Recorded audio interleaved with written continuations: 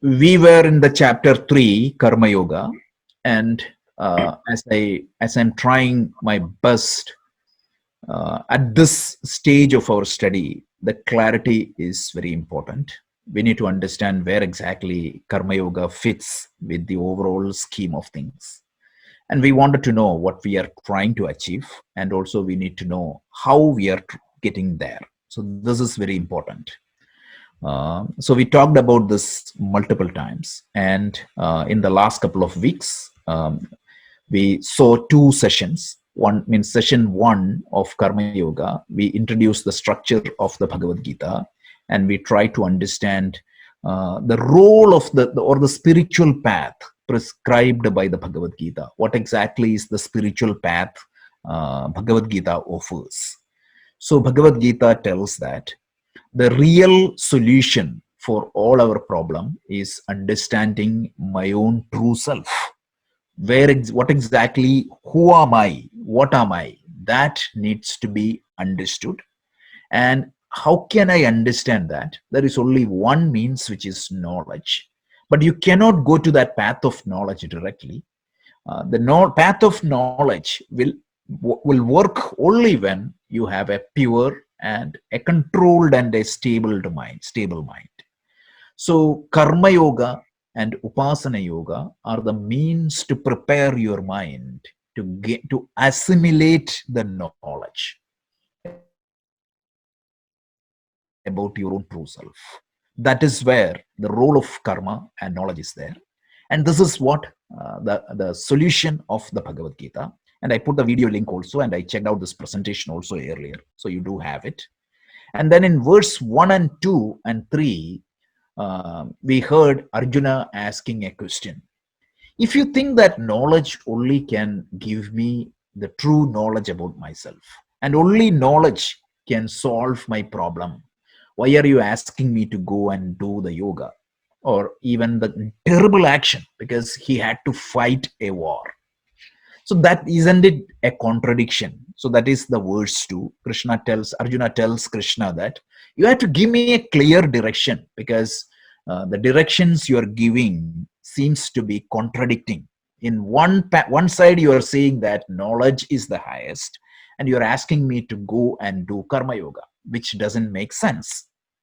And Krishna clarifies on the third verse that, see, in this world, there are two lifestyles to the path of the highest. One is the lifestyle of a sannyasi. That means you are not at all interested in anything worldly. You wanted to dedicate your entire life seeking this knowledge.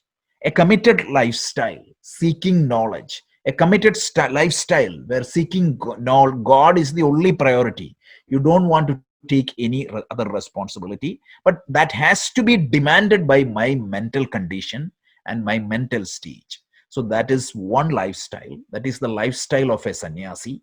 And the second one is you are not ready to quit the world, right? You have likes and dislikes. You want, it means you have family, you have responsibilities to fulfill. That means the lifestyle of a yogi. That means that which lifestyle you want to select, you do have a choice. And last week we talked about the different types of sannyasa, right? Vidwat sannyasa, vividisha sannyasa, apat sannyasa. These are the three means, legitimate means by which one can take the sannyasa. And most of the sannyasis we see is vividisha sannyasi, means they really are interested in this lifestyle, but they don't have this knowledge fully assimilated. And such people have to go through this karma yoga path, because there is a choice in the lifestyle, but there is no choice in the steps taken in that lifestyle.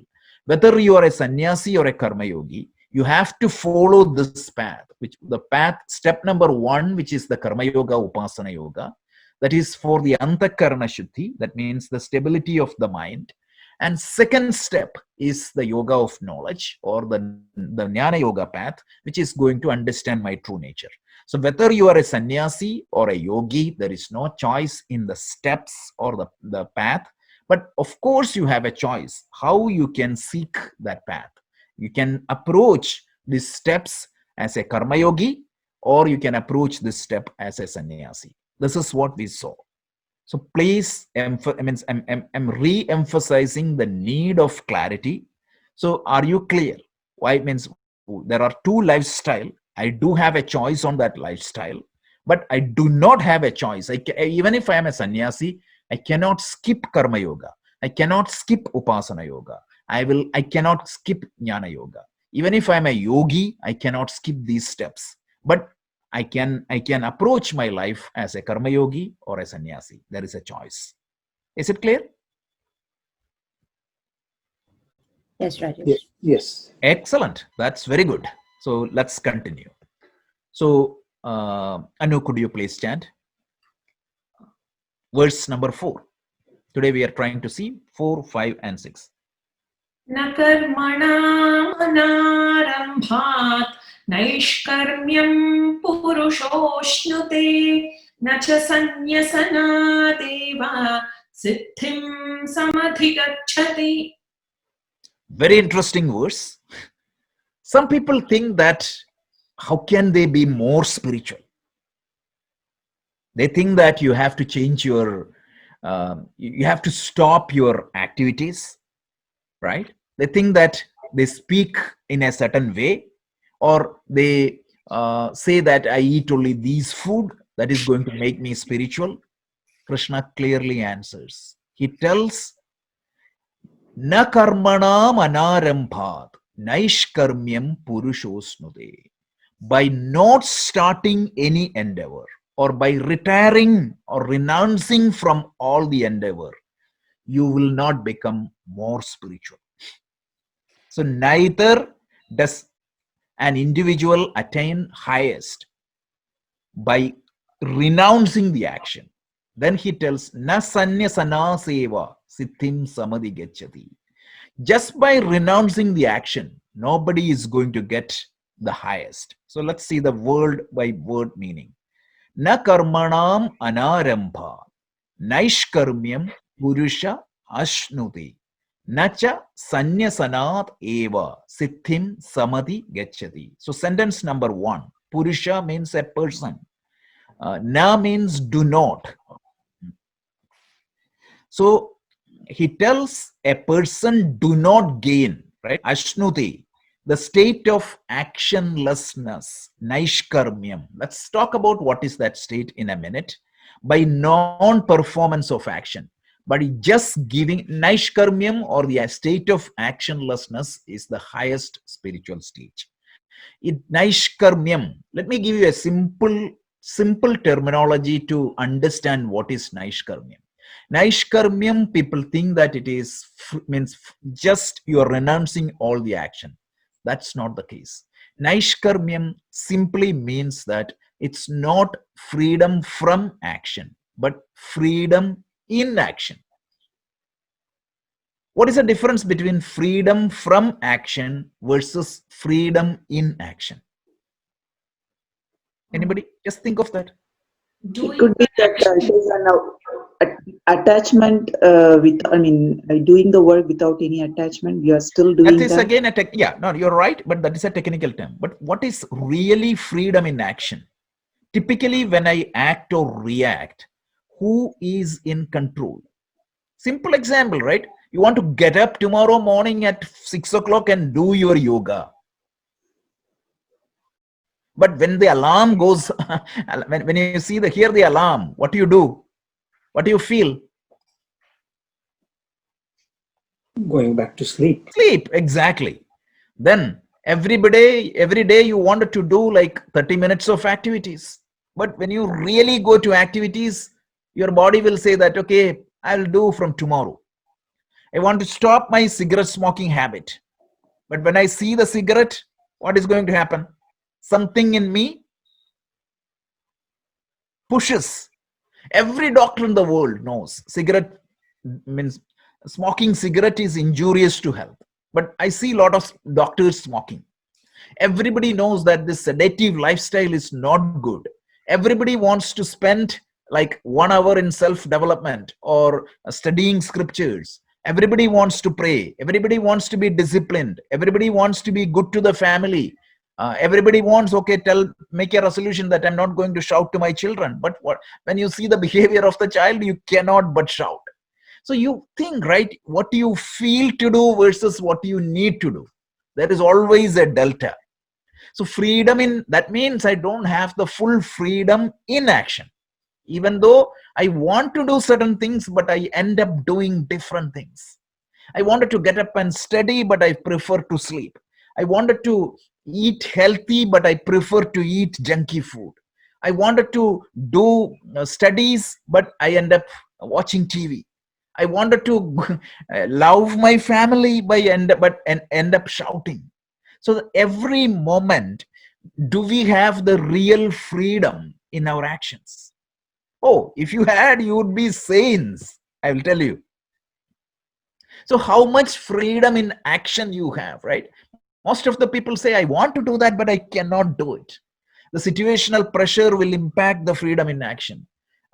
Your likes and dislikes impact your freedom in action, right? There are so many things impact or influence you in acting certain way or reacting certain way. That means I do not have freedom in action. Theoretically suppose that a person have that 100% of freedom. So his governing principle, what governs what is to be done and what is not to be done, is not his likes and dislikes. It is not his feeling. It is not his emotions, but the dharma. Then you can say that that person has freedom in action. Got it, right? That there's a huge difference. I cannot say that I do have that freedom in action at this point of moment. I'm not there yet. I'm striving, but I do not have. So some people think that by giving up certain action, you can get that highest spiritual state of Naishkarmyam. So Naishkarmyam is achieved only through the self-knowledge. Naishkarmyam is a stage where you have complete freedom in action. So Krishna tells here that a person or a Purusha cannot get that highest stage of spiritual wisdom, which is the Naishkarmyam, by avoiding the activity.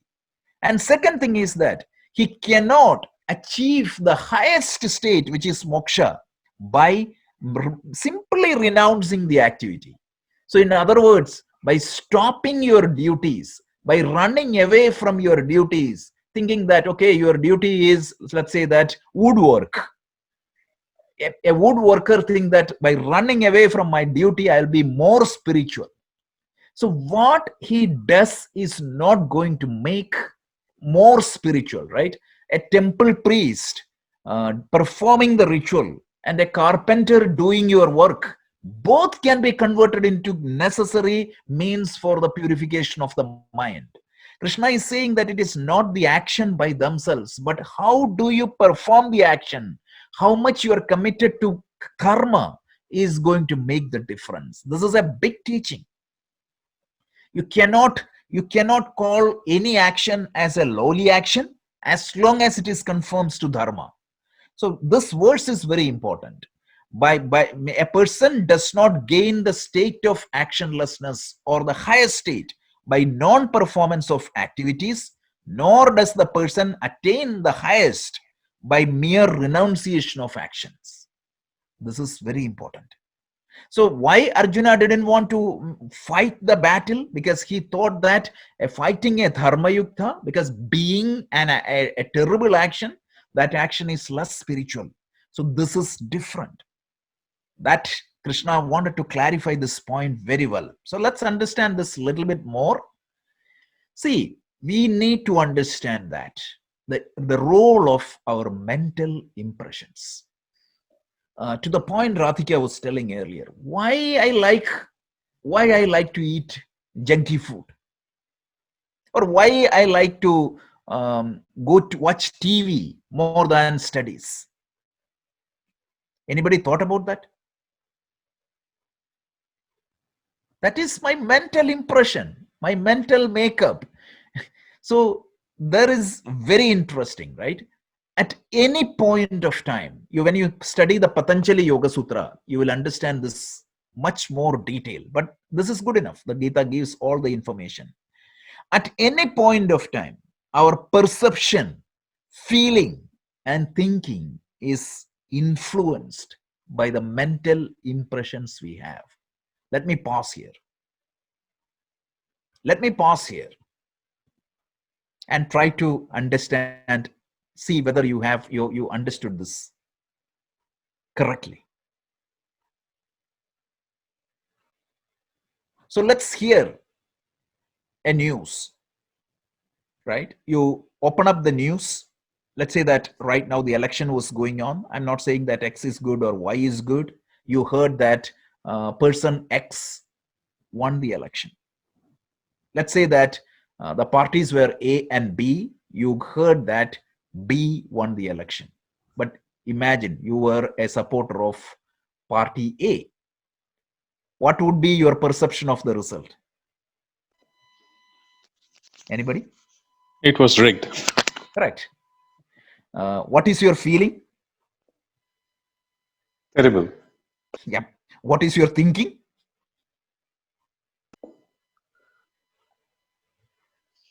It's kind of how come, right? Yeah. How come? Is it unjust? All these things. But the point is, I'm not saying that whether it is correct or wrong, but what I'm saying is that what exactly created that perception? Whereas a Trump follower, a Biden follower, both are there. The same result for a Biden follower would be totally different. And when you see a food, right, you go to a house for dinner and imagine that all your favorite foods are on the table. What is your perception? Excellent. What is your feeling? Outstanding. What is your thinking? Wow, I will have a great time. On the other hand, you don't like anything, it will be a totally different feeling.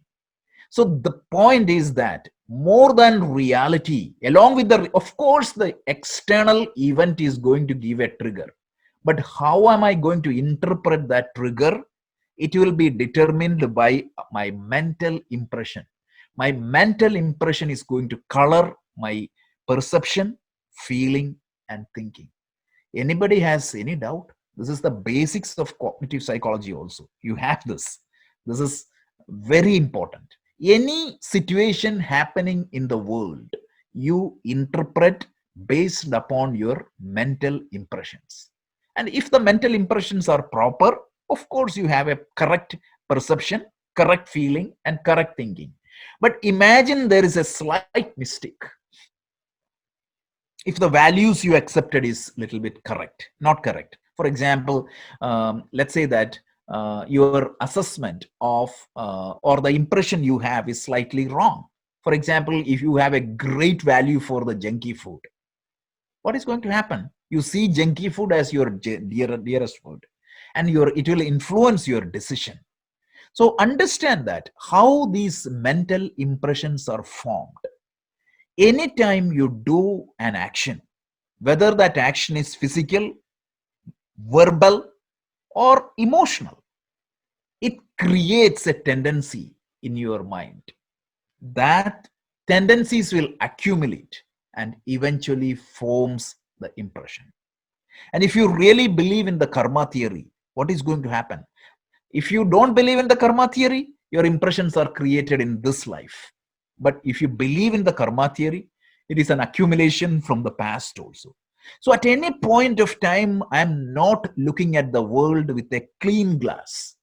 I'm looking the world through a colored glass. And what exactly is the color in that glass is determined by my mental impression. Do you know, like a small kid starts developing interest? Like you might have heard of these child prodigies. They, at a very small age, shows interest to a particular art or a particular form. Even your child, like he or she may have certain likes and dislikes. This is already programmed in every one of you. So Krishna is saying that, okay, you may decide not to act, but these mental impressions you have accumulated is so powerful that you cannot renounce the action. You may think that I'm going to renounce all these action, but these mental impressions are so powerful that they will prompt us to act at any given moment. So the world we may see, it is not the world as it is. It is distorted by our mental impression. So more than emotions, more than reality, the emotions we experienced are determined by our mental impressions. And what happens? Distorted perceptions and feelings will impact our thoughts and actions. So this is the classic example I tell you, right? So let's say that a husband and wife are talking, because I've seen a lot of issues, family issues. Unfortunately or unfortunately, I had to listen the versions from both the husbands and wife in multiple cases. So most of the cases, what happens? This is the simple mathematical formula I always came up with. Husband will say A to wife, and wife is not hearing it as A. Her interpretation of that A is A dash. Okay? Husband is saying A to wife, and the wife is taking it as A dash. The simple question is how the wife is going to respond. Is the wife is going to respond to A or A dash? A dash. And imagine if there is a huge delta between A and A dash. What is going to happen? Big fight. Huge disconnect. Okay. So very recently, I know that a husband told, or a wife told the husband, okay, I will go to my India this year and you don't have to come. The husband interpreted totally wrong. The wife was kind enough and she was caring about his health and he was caring about him. That is why he said. But he took it into a different dimension and interpreted totally differently.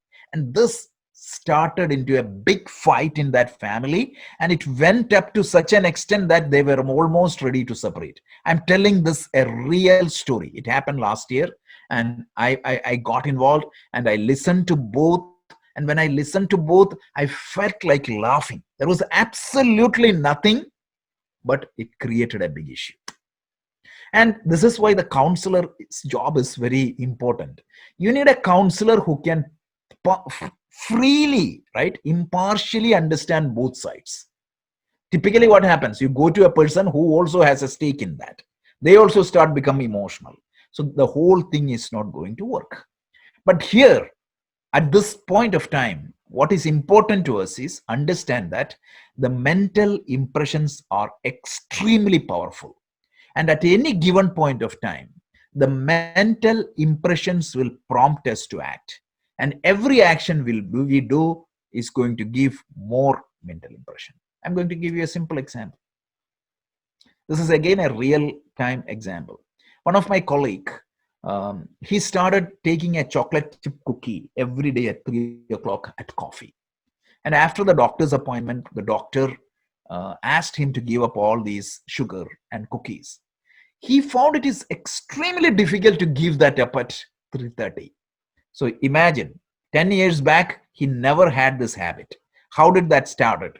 He started doing that by one at a time. Over a period of time, what happens? That mental impressions became so powerful that he cannot give it up. Have you heard of these alcohol addicted people? Have you experienced any alcoholic people or smoking? I mean, people who are addicted to smoking? Have you seen anybody directly? No? That's very interesting. I've seen multiple people. They find it very difficult to give up. So how did they develop that habit? Anybody? Repeated actions. Yeah, initially they started. At that point of time, they could have easily given up, but they continue to do. They say that they can control it, but over a period of time, what happens? They cannot. So there is a famous saying in psychology. What happens? Initially, you create the habit, you control the habit, and later point of time, what happens? The habit creates you. The habit becomes you. Yeah. Think of this. This is not something that we cannot experience in our life. Look at these kids.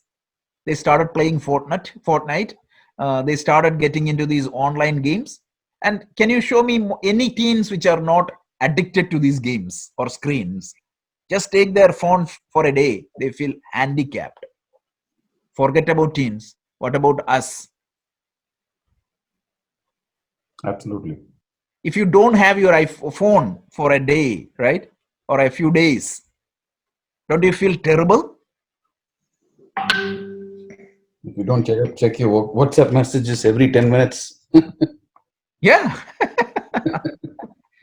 So the point is that every action we do creates or modify the existing mental impressions, and mental impressions will prompt you to act. So if you decide tomorrow, I am not going to act, you may sit quiet, but what is going to happen? Let's say that a Facebook addict or an Instagram addict or a TikTok addict guy go to Rishikesh for meditation. He wanted to renounce the world. Yes, he may sell his house here. He may change the dress into an orange robe. He may get into Rishikesh, but what he will be doing there? Thinking about Instagram. Yeah, exactly. Or somehow he may get an Instagram. He may say that I need a phone for spreading my spiritual messages, and he will end up watching these things. And that is why you see a lot of frauds in the name of monks also, because without maturity, remember Krishna talked about two lifestyle, and he was very clear, like if you don't have that maturity to renounce the world, don't go to that sannyasa lifestyle. You can be here in the world, you can look at the Instagram, of course, with a discipline, and you can still gain the same spiritual progress. But because of maybe a tragedy, or because of that momentary enthusiasm, people get into sannyasa, and what is going to happen? They just end up wrong practitioners, and they set a wrong example to the society, and they fail in their endeavor also. So very important point. But this is very important. So unless you neutralize your mental impression, your meditation itself may not work properly. Of course, meditation is going to help you to gain control, but it won't become a spiritual absorption at all. So these mental impressions are very powerful, and you need a means to control it. So if Krishna had asked Arjuna, okay, you go to Rishikesh and become a monk, Arjuna's training, Arjuna's mental impressions were not good for a monk's mental state. So even if you go to him, Rishikesh, what is Swami Chinmayananda used to say, like he may take his sword and fight battle with the trees there, because he was trained as a soldier. He cannot sit quiet there, because his mental makeup is like that. So is it clear? This is very important. This is why we say that, okay, you are so much extrovert, and you are engaged in a lot of karmas. You are a hard-working person. You sweat hard. Like let's say that a farmer, he is sweating day and night and taking care of his family. Some people go there and say that, okay, what spirituality you are adding to your life? So go renounce this and go and pray full time. Such advices are wrong, because he has to stay in his karma. You cannot skip your karma. By skipping your karma, you're becoming more spiritual, or by doing the karma, you are not become less spiritual. And this is the story. This is why in the Upanishad we have a story to illustrate this point, and that is why the story of this butcher is introduced. So he was doing his duty, and he was more spiritual than a monk who was exclusively dedicating. And if you remember the story, this monk was sent by the household woman to this butcher to know about the Brahman. So this is the truth. Isn't it a huge shift in common people's understanding on spirituality? Yeah, right? absolutely. Certain people, like in the world, people think that certain actions are spiritual, certain actions are not spiritual. And that's why in the West there is a terminology like secular versus,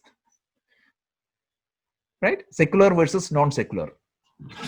So in our worldview, there is nothing called secular and there is nothing exclusively called spiritual.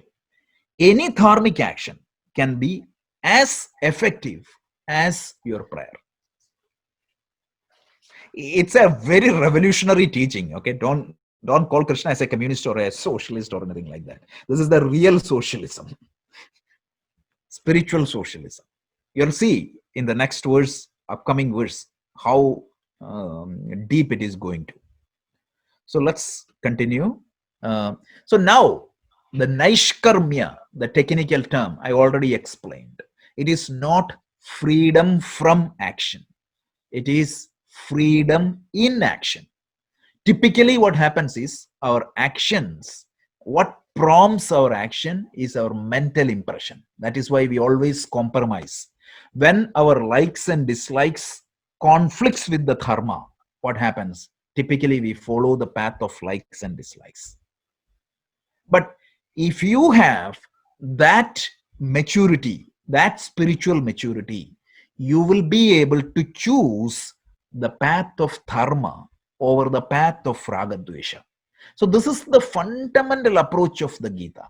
Gita tells every human beings will have likes and dislikes, technically known as raga and dvesha.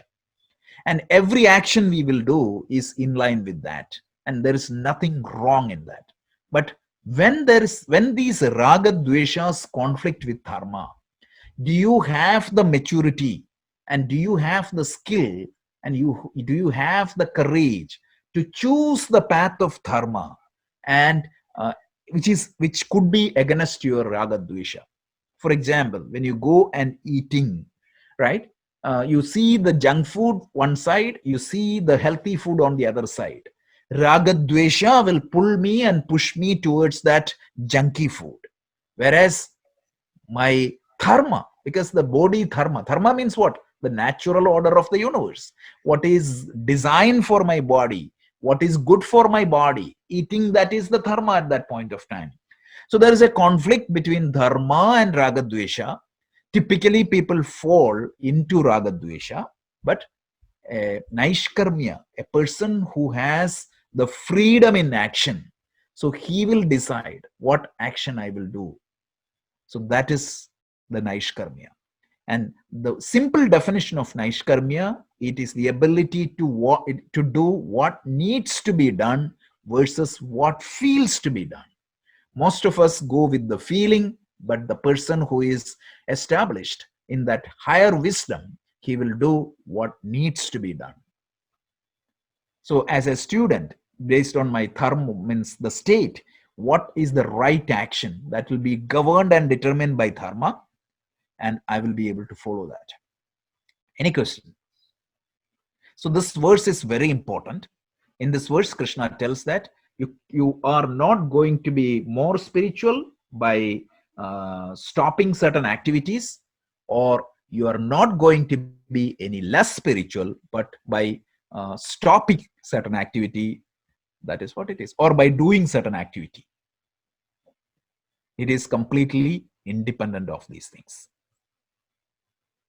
So if Arjuna in this context feels that, okay, I am a war, means he was a warrior. So he thinks that war is less spiritual compared to another job. He is wrong. Most important factor is not the karma, the type of karma, but the dharma. What the dharma demands, what is my duty, and what is my mental, what is in line with my dharma.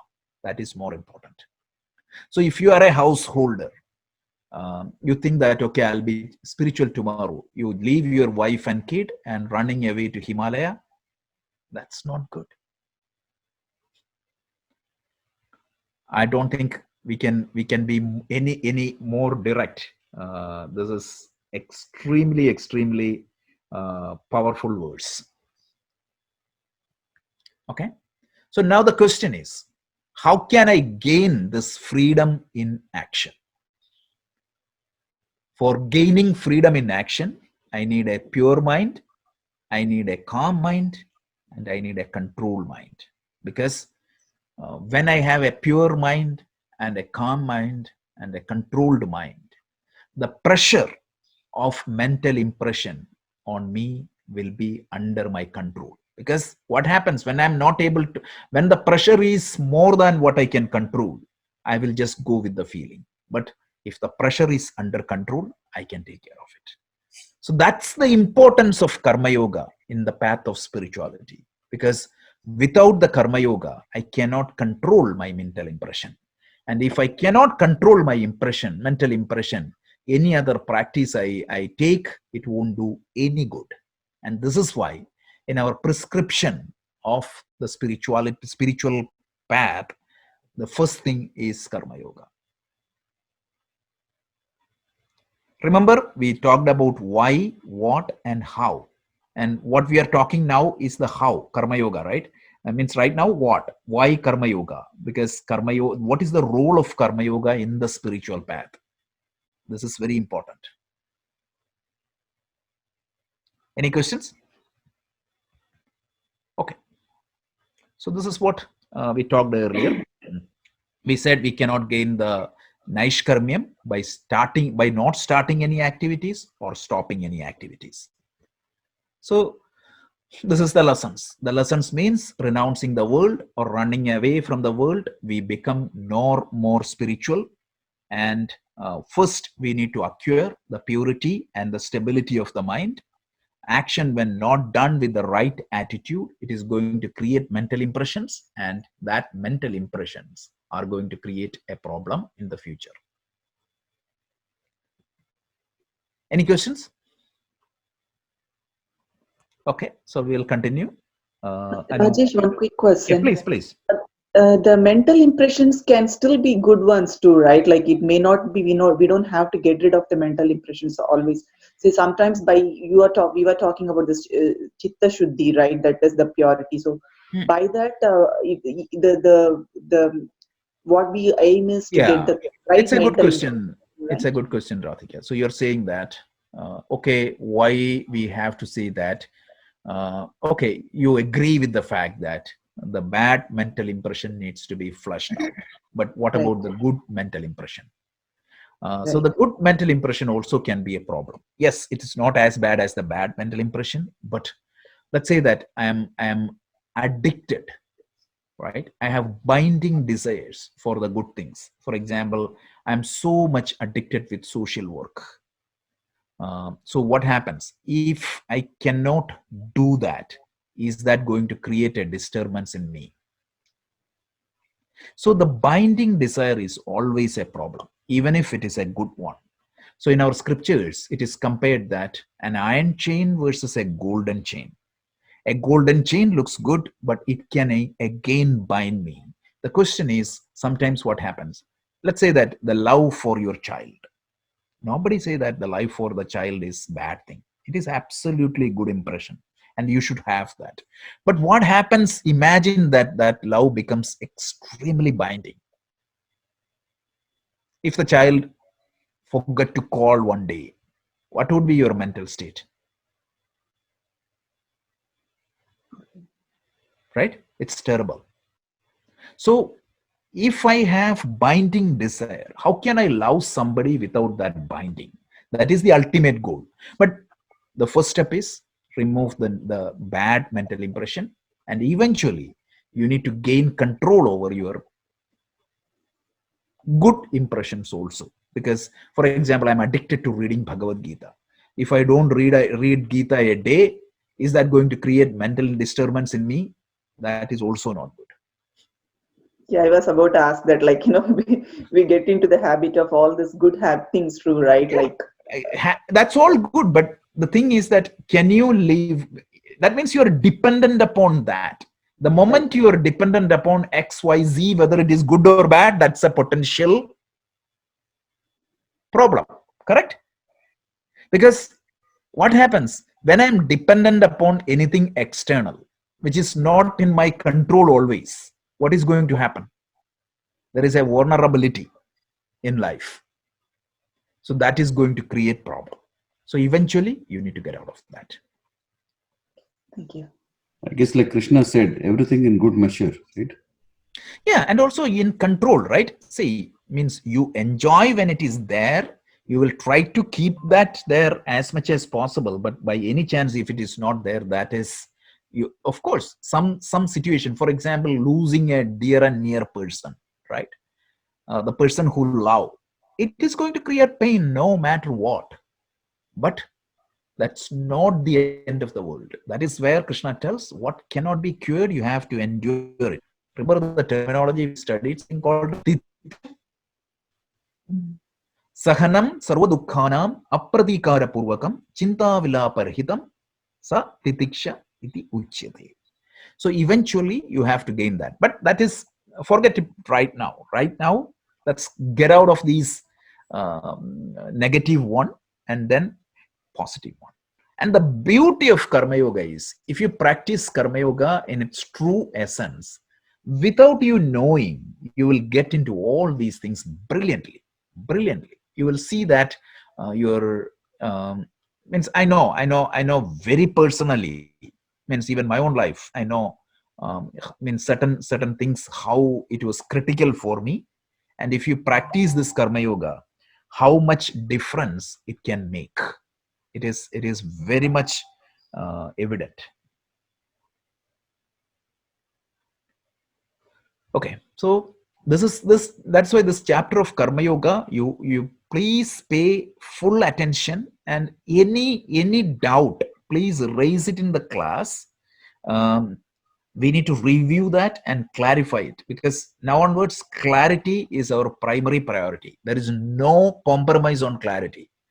If I'm not able to clarify it, let's have experts. And that's why I said, like, we will invite Swami Sarvapriyananda or Swami Chidananda Puri or somebody who is who studied this in deep, if we cannot answer any of our questions. And Rajesh Menonji, I would suggest, let's create a log for all the questions. Let's log all the questions and try to answer as much as possible. And anybody has any questions, we can just post there and create answers for that. Later, it can be a FAQ for our Gita study also. I did create one of those boards, the forum boards for that, but I guess it's not being used. We can probably start using that more. Yeah, or even post it in the WhatsApp. We will just copy that in the group, Yeah, because sure. any unanswered questions, we can take that to experts. Absolutely. Yep. So let's go to at least one more verse we see today. So Anu, could you please chant?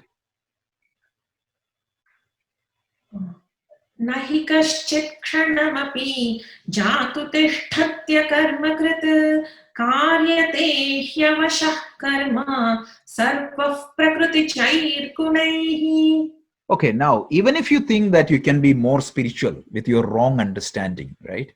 You think that by stopping certain activities or by doing some other activities, you become spiritual.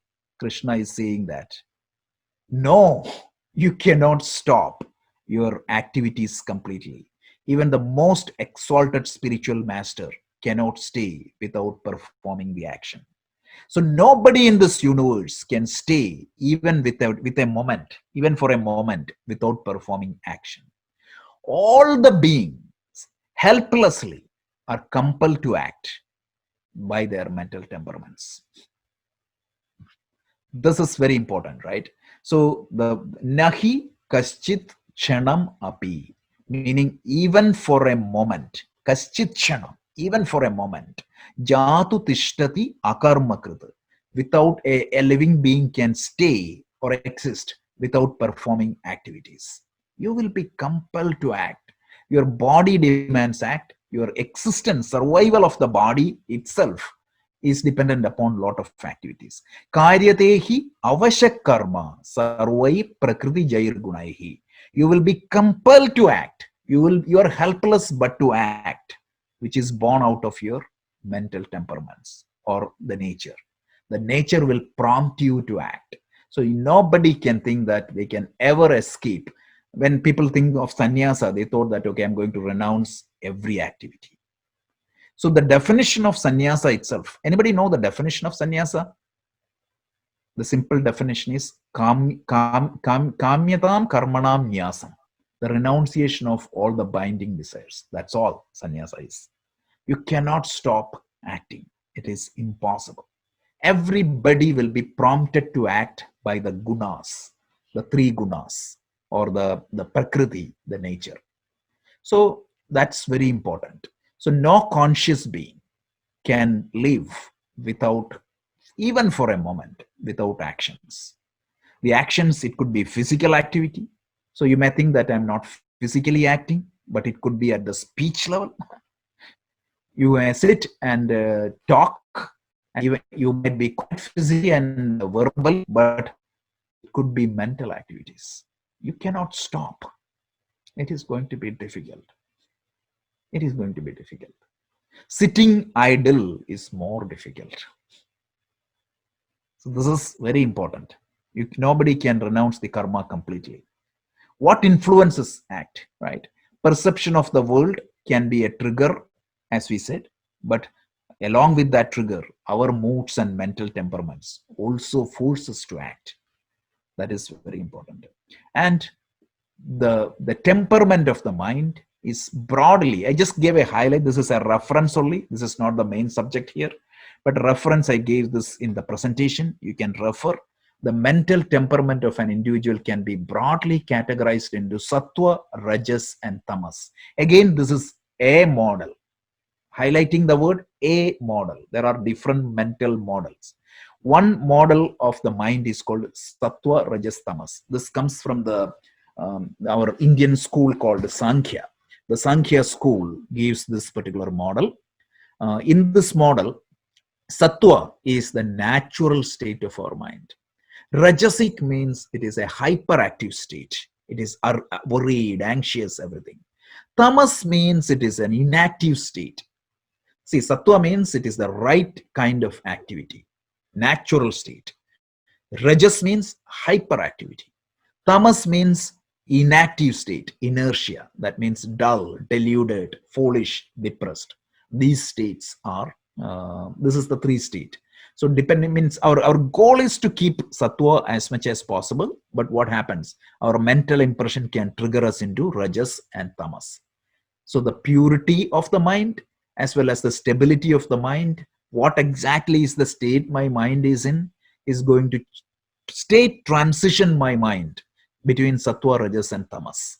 So depending upon which temperament I am, my response to the world is different. Any question on this sattva, rajas, tamas? It's a very high level. We introduced. We are going to see this in detail on chapter 14th. So this is just a high level introduction. I just wanted to tell you one thing. A lot of people will come up with a lot of definition on this sattva, rajas, and tamas. The simple definition of sattva, or the best definition of sattva, is the lack of rajas and tamas. That's it. That is the natural state. Rajas means it is not natural.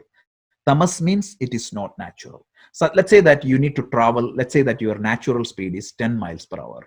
Rajas means if the mind activities are traveling at 50 miles per hour, it is rajas. If the mental activities are traveling or blocked at a rate of 1 miles per hour, that is tamas. Think that way. That's it. In the electromagnetic spectrum, right, you have this, the visible state. If you think that as a sattva, you have ultraviolet and infrared. Infrared means it is more frequent. That can be considered like a rajasic activity. So the frequency is more than the natural. And ultraviolet means it is less than the natural. So that is considered as tamasic. Means don't say that ultraviolet is tamasic and infrared is sattvic. So one day, means in Yoga Sutra class, I said that and somebody interpreted like that. Please, these are all examples.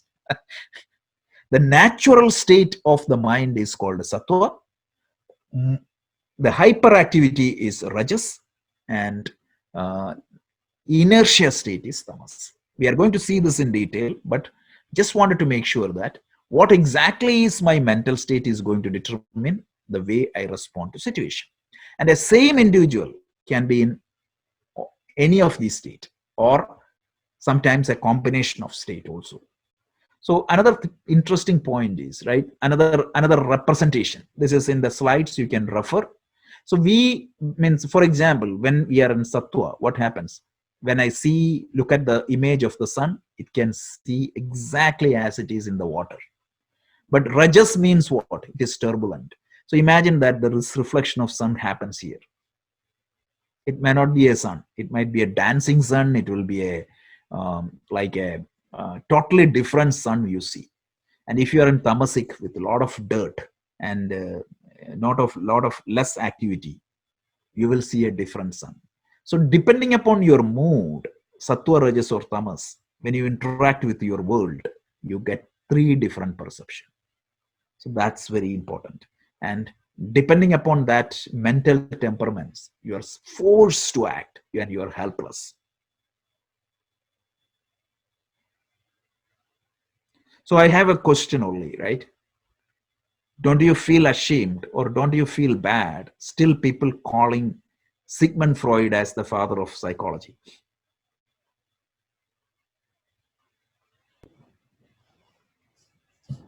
Absolutely. This is psychology. This is psychology. The study of the human mind came 5,000 years back. And I started reading Freud also. Like you can read Yoga Sutra or Bhagavad Gita, and the psychology of the mind is much more detailed. It's amazing how they started assessing the human mind, psyche. So the lesson here is, as long as we are alive and conscious, we cannot escape from our actions. This is the very nature of our mind, and that will prompt us to act. So you don't think that you can be more spiritual by just giving up your actions. So suppose somebody wants to spiritual, they think that, okay, let me just tomorrow go and sit and meditate, or just go and renounce the world. That will not work. Second thing is, the actions we do will be influenced by the mental temperament of our mind. So it's only in 2018, somebody was telling me, like, I wanted to be spiritual, but really the actions comes out of me is Rajasic. Why? Mental temperaments. And that is why in the scheme of spiritual practices, Karma Yoga is extremely important. More than anything, Karma Yoga is important. Only Karma Yoga can fix the problem with the mental temperaments. And now the second point I wanted to highlight before we wind up today is, even in the case of, let's say that you're not interested in moksha, you wanted to be a stellar performer or a star performer in the world. You cannot go to a high-performing field with these negative mental impression without control over your mind. It means, imagine that you are driving a car and you don't have control over the wheels. What is going to happen? You're going for a car race and you don't have even control over the wheels. Every life situation is a car race, and the wheel is your mind. And if you don't have control over your mind, you will be crushed in the battle of life. So whether you are spiritual, whether you are interested in moksha or not, the first 2 paths in the prescription of Bhagavad Gita is equally applicable to everybody in the world. So whether you are a secularist or a spiritualist, this Karma Yoga, Upasana Yoga, you may not call it as Karma Yoga or Upasana Yoga, but the making sure that your mind is properly tuned for the work is extremely important. Here Krishna is helping us to tune the mind for a goal, and that goal is moksha. But I'm just trying to say that whatever is your goal of life, tuning of your mind is very important. You cannot ignore that, isn't it? And you might be wondering, right? A lot of people saying that Bhagavad Gita for management, Bhagavad Gita is used in Harvard, Bhagavad Gita is used in corporate America. Are they using it for gaining moksha? No, they're pulling only these part of the teachings and teaching there. That's it. But that itself is very powerful.